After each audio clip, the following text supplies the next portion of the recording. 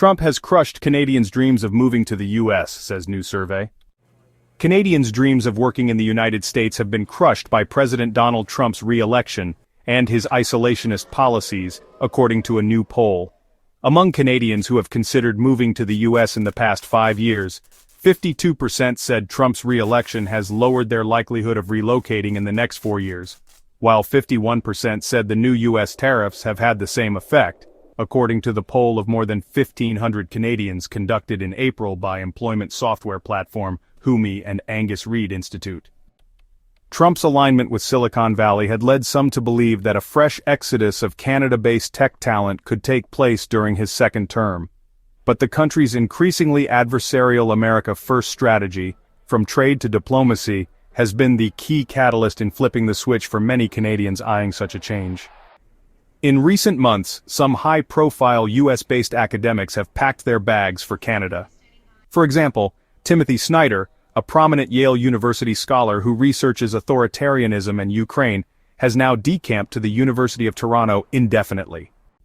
Canadian universities are receiving a surge in student applications as the United States slashes federal funding for schools and clamps down on international student visas.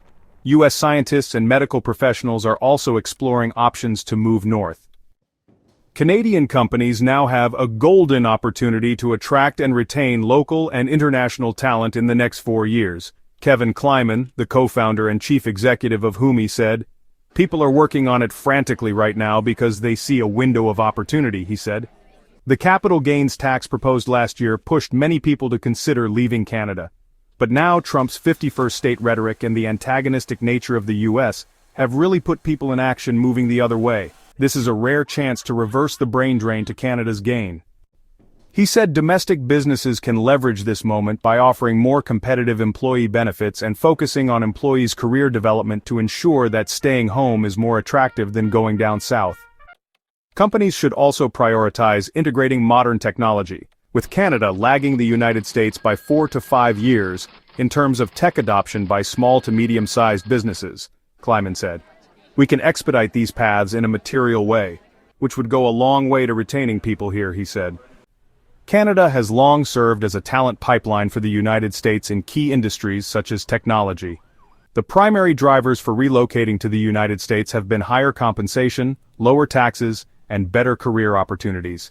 About 1 in 5 Canadians with a university education or higher have considered moving to the United States for their careers in the past 5 years, according to the April poll.